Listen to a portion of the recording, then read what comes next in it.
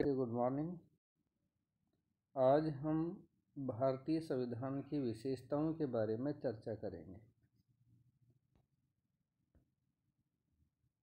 संविधान किसी भी देश का जीवन का वह मार्ग होता है जिसे वह अपने लिए चुनता है।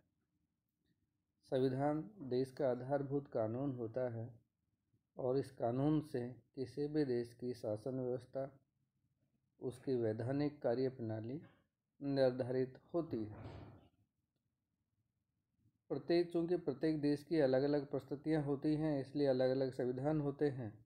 यहाँ भारतीय संविधान की भी अपनी कुछ अनूठी विशेषताएं हैं जिनके बारे में आज हम यहाँ चर्चा करेंगे। भारतीय संविधान की विशेषताओं में सबसे पहले हम लेते हैं लोकप्रिय प्रभुसत्ता पर आधारित संविधान। यानी भारत का जो संविधान है वह लोकप्रिय प्रभुसत्ता पर आधारित है। यहाँ लोकप्रिय प्रभुसत्ता का मतलब होता है कि भारत में जो प्रभुसत्ता है वो जनता के हाथ में है।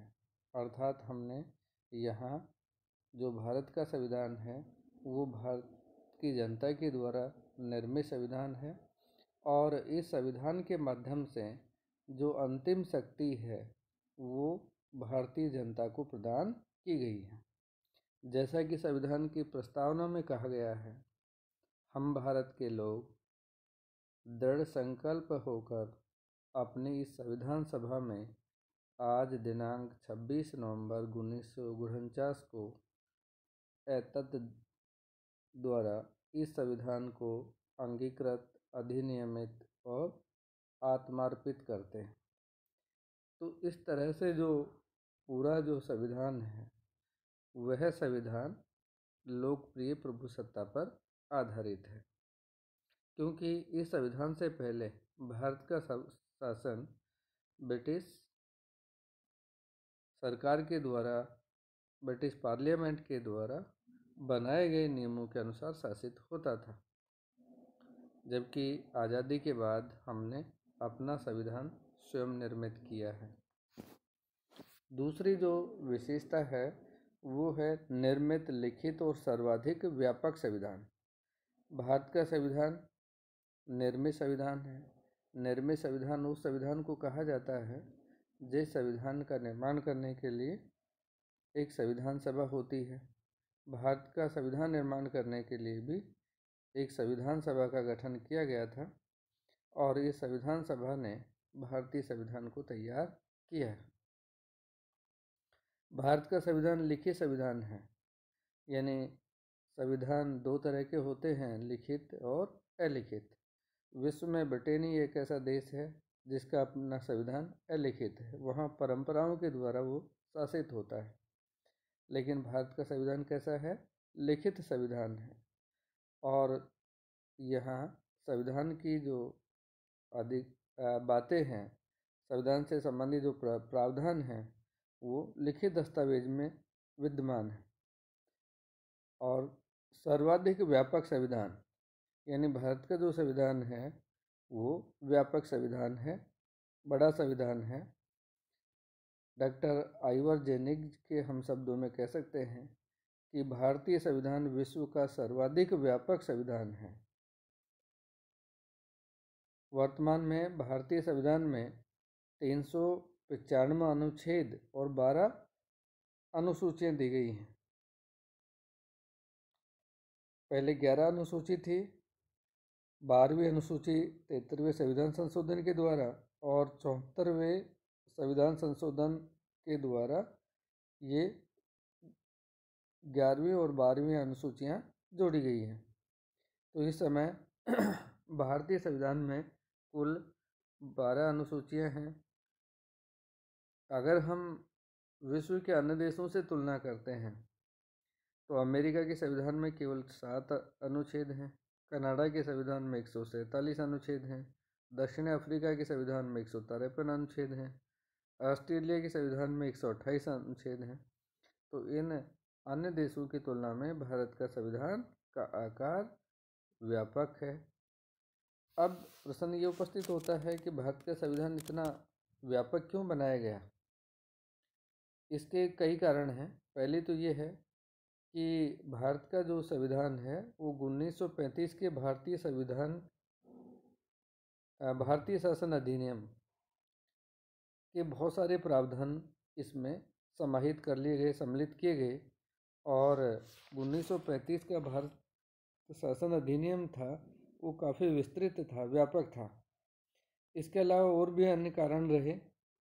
भारत में एक संघात्मक शासन व्यवस्था अपनाई गई है, और संघात्मक जहाँ शासन व्यवस्था होती है केंद्र राज्यों के बीच में संबंधों का प्रावधान संविधान में किया गया है। और यहाँ संविधान में न केवल केंद्र के प्रशासनिक ढांचे का वर्णन किया गया है, बल्कि हमारे यहाँ इकाइयों यानी राज्यों के शासन के ढांचे का भी वर्णन किया गया है। हमारे संविधान में नागरिकों को मौलिक अधिकार दिए गए हैं, साथ ही उन परिस्थितियों का उल्लेख भी किया गया है जिनके आधार पर इन मौलिक अधिकारों पर युक्ति युक्त प्रतिबंध लगाए जा सकते हैं। संविधान निर्माताओं ने भारत में जो अल्पसंख्यक हैं, आंग्ल भारतीय समुदाय हैं, अनुसूचित जाति जनजाति हैं, इन सब के लिए अलग से प्रावधान किए गए हैं, तो इस वजह से भी आकार बड़ा हो जाता है। इसके अलावा भारत एक नवस्वतंत्र प्रजातांत्रिक लोकतांत्रिक गणराज्य बना था, तो विकट परिस्थितियों में यानी संकटकालीन परिस्थितियों का सामना करने के लिए भी इसमें प्रावधान किए गए थे। तो ऐसे कुल 9 अनुच्छेद हैं जिनका उल्लेख किया गया है। इसके अलावा भारतीय संविधान का जो व्यापक होना है, यहाँ उसका एक कारण ये है कि यहाँ न केवल सिद्धांतों का वर्णन किया गया है, वरन प्रशासनिक प्रबंधों का भी विस्तृत वर्णन किया गया है। यानी शासन व्यवस्था की पद्धति से संबंधित कई बातें इसमें सम्मिलित की गई हैं, जैसे नागरिकता का है, राष्ट्रीय भाषा है, क्षेत्रीय भाषाएं है, चुनाव है, सेवाएं, संविदा, अभिप्राय। ये कुछ ऐसे प्रावधान हैं जो किए गए हैं, और इस वजह से भी भारत के संविधान का आकार काफ़ी बड़ा हो जाता है। तो ये सारे कारण हैं जिनके वजह से भारतीय संविधान का व्यापक संविधान बन गया है। तीसरी विशेषता है संपूर्ण प्रभुत्व संपन्न लोकतांत्रिक राज्य। भारत का जो संविधान है वो भारत एक प्रभुत्व संपन्न लोकतांत्रिक गणराज्य है। इसका मतलब ये है कि भारत में जो शासन की शक्ति है वो भारतीय जनता के हाथों में है, और भारत आंतरिक और बाहरी दृष्टि से अब किसी विदेशी सत्ता के अधीन नहीं है और अपनी इच्छा अनुसार आचरण कर सकता है। लोकतांत्रिक राज्य का मतलब ये है कि भारत में जो शासन शक्ति है वो शासन शक्ति जनता के हाथों में है, और जनता ही शासन की स्वामी है। सर्वोच्च सत्ता जनता के द्वारा निर्वाचित प्रतिनिधियों के माध्यम से संचालित होती है। तो इस तरह से जो भारत एक लोकतांत्रिक राज्य है, लोकतंत्र को हमारे यहाँ एक शासन प्रणाली के रूप में अपनाया गया है। इसके अलावा भारत एक गणराज्य भी है। गणराज्य उस राज्य को कहा जाता है जिसमें राष्ट्र प्रमुख प्रत्यक्ष या अप्रत्यक्ष रूप से जनता के द्वारा निर्वाचित होता है। भारत में जो राष्ट्राध्यक्ष है, राष्ट्रपति, उसका निर्वाचन जनता के द्वारा अप्रत्यक्ष रूप से किया जाता है। तो भारत एक गणराज्य भी है। तो इस तरह से भारत संपूर्ण प्रभुत्व संपन्न लोकतांत्रिक गणराज्य कहलाता है। समाजवादी राज्य। संविधान सभा में समाजवादी शब्द को लेकर काफ़ी वाद विवाद हुआ था कि भारत में किस दर्शन को अपनाया जाए, क्या समाजवाद को राज्य दर्शन के रूप में स्वीकार किया जाए, और अंत में यही सोचा गया कि किसी विशेष दर्शन को स्वीकार करने का मतलब होगा नए विवाद को जन्म देना। इसलिए उन्होंने समाजवादी व्यवस्था से सहमत रहे और भारत समाजवाद का मार्ग ही उनको उपयुक्त लगा, लेकिन उस समय इसका प्रावधान मूल संविधान में नहीं किया था। 42वें संविधान संशोधन के द्वारा समाजवादी भारत में को एक समाजवादी राज्य घोषित किया गया, और समाजवादी राज्य घोषित करने के पीछे इसकी स्थिति में कोई बहुत ज़्यादा परिवर्तन नहीं आया है, क्योंकि ये संविधान के प्रस्तावना में संशोधन किया गया है। और जो हमारे यहाँ प्रस्तावना है वो न्याय योग्य नहीं है। और समाजवाद अपने आप में बहुत अधिक अस्पष्ट शब्द है। यानी समाजवाद से मतलब ये नहीं है कि हमारी यहाँ की जो शासन व्यवस्था होगी वो समाजवादी मॉडल पर आधारित होगी।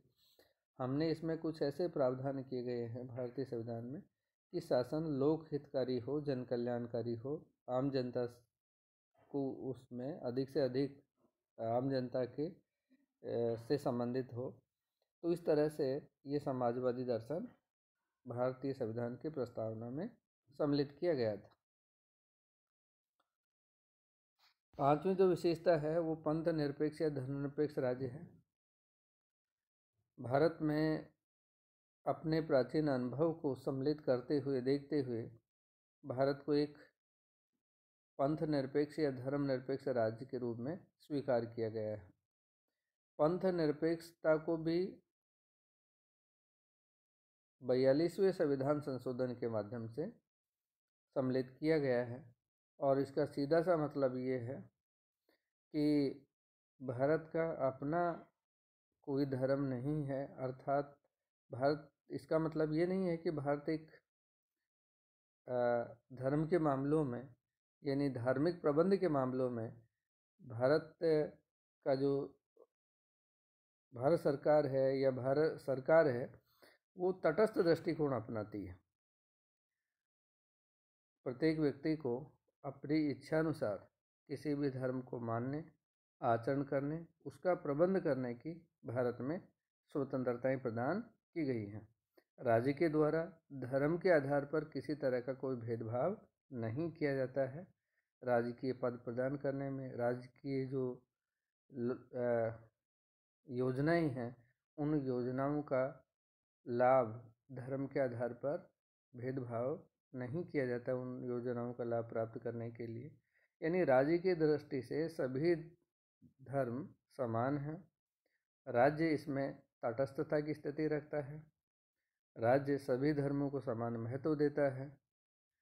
तो इस तरह से हमने यहाँ धर्मनिरपेक्ष राज्य की स्थापना की गई है।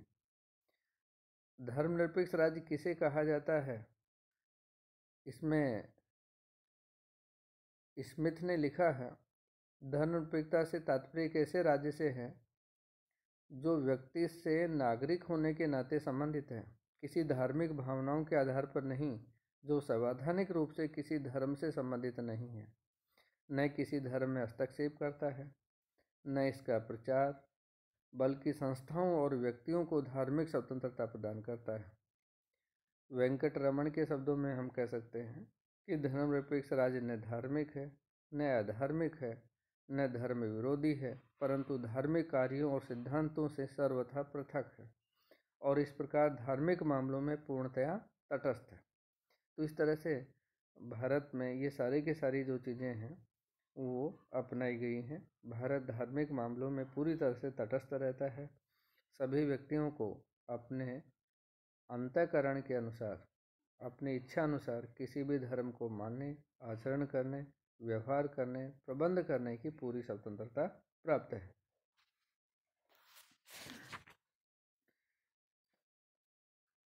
लचीले एवं कठोरता का समन्वय। संविधान संशोधन के आधार पर दो प्रकार के संविधान होते हैं। एक, जिन संविधानों में साधारण कानून बनाने की प्रक्रिया के अनुसार संशोधन हो जाता है वो लचीले संविधान कहलाते हैं। जैसे ब्रिटेन का संविधान है। ब्रिटेन का संविधान लचीले संविधानों की श्रेणी में आता है क्योंकि वहाँ की संसद जिस तरह से सामान्य कानून बनाती है उसी तरह उसी प्रक्रिया के अनुसार वहाँ संविधान में संशोधन कर सकती है। कठोर संविधान उन संविधानों को कहा जाता है जिनमें संशोधन करने के लिए साधारण कानून निर्माण से भिन्न एवं जटिल प्रक्रिया को अपनाया जाता है। भारत और अमेरिका के संविधान कठोर संविधानों की श्रेणी में आते हैं क्योंकि हमारे यहाँ संविधान संशोधन के लिए अनुच्छेद 368 में प्रावधान किए गए हैं जिसमें ये कहा गया है कि कुछ विषय ऐसे हैं जिनमें संशोधन करने के लिए संसद के समस्त सदस्यों के बहुमत और उपस्थित सदस्यों के 2/3 बहुमत के अतिरिक्त कम से कम आधे राज्यों के विधानमंडलों का अनुसमर्थन आवश्यक है। जैसे राष्ट्रपति के निर्वाचन की विधि है, संघ और राज्यों के बीच शक्ति विभाजन है, राज्यों का संसद में प्रतिनिधित्व है, ये और संशोधन की प्रणाली है। ये कुछ ऐसे प्रावधान हैं जिनमें संशोधन करने के लिए साधारण कानून निर्माण से भिन्न एवं जटिल प्रक्रिया को अपनाया जाता है। तो इस तरह से भारत का संविधान कठोर संविधानों की श्रेणी में आता है। यद्यपि कुछ ऐसे प्रावधान भी हैं जिसमें संविधान में संसद साधारण बहुमत से ही संशोधित कर सकती है, जैसे नवीन राज्यों का निर्माण करना हो, वर्तमान राज्यों का पुनर्गठन करना हो, भारतीय नागरिकता के अर्थ में परिवर्तन करना हो। ये कार्य संसद के द्वारा केवल साधारण बहुमत से कर सकती है। तो इस तरह से हम देखते हैं कि भारत में न पूरी तरह से कठोरता को अपनाया गया है और न ही पूरी तरह से लचीलेपन को अपनाया गया है, बल्कि इन दोनों के बीच में समन्वय स्थापित किया गया है। कुछ प्रावधान ऐसे हैं जिनमें संशोधन करने के लिए कठोर संविधानों की जो प्रक्रिया है उस प्रक्रिया को अपनाया गया है। कुछ प्रावधान ऐसे हैं जिसमें जो लचीले संविधान हैं उन संविधानों की प्रक्रिया को अपनाया गया है। तो भारत का जो संविधान है वो कठोरता और लचीलेपन का समन्वय देखने को मिलते हैं।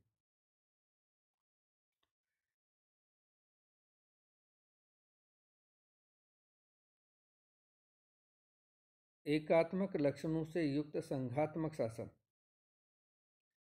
भारत में जो शासन प्रणाली अपनाई गई है उसमें संघात्मक शासन प्रणाली को अपनाया गया है। भारत के संविधान के प्रथम अनुच्छेद में कहा गया है कि भारत राज्यों का एक संघ होगा।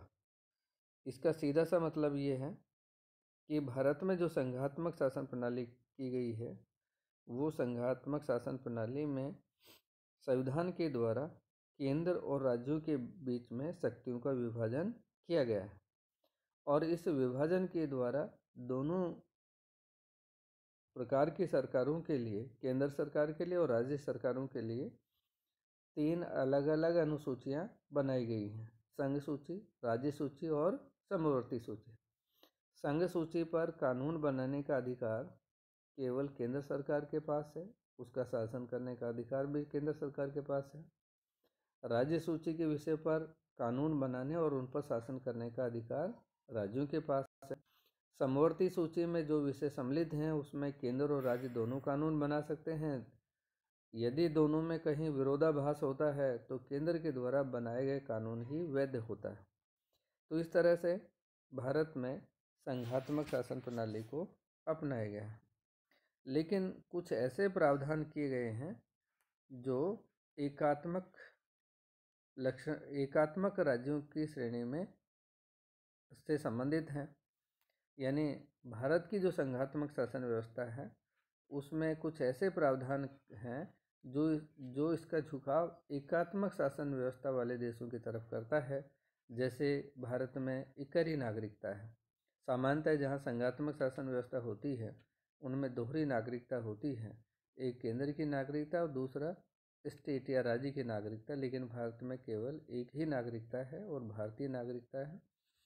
इकहरी न्यायपालिका है, अखिल भारतीय सेवाएं हैं, राष्ट्रपति द्वारा राज्यों के राज्यपालों की नियुक्ति है, संसद द्वारा राज्यों के नाम, क्षेत्र और सीमाओं में परिवर्तन की शक्ति है और संकट काल के समय राष्ट्रपति द्वारा संपूर्ण देश में शासन को अपने हाथ में लेना। ये ऐसे प्रावधान हैं जो इसे एकात्मक शासन व्यवस्था वाले देशों की तरफ ले जाते हैं।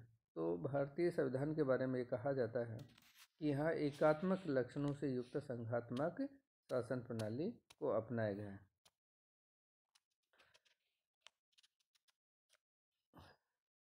संसदीय प्रभुसत्ता तथा न्यायिक सर्वोच्चता में समन्वय।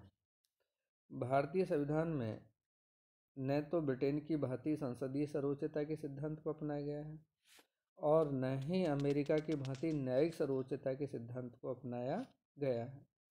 बल्कि इन दोनों के बीच में उचित समन्वय स्थापित किया गया है।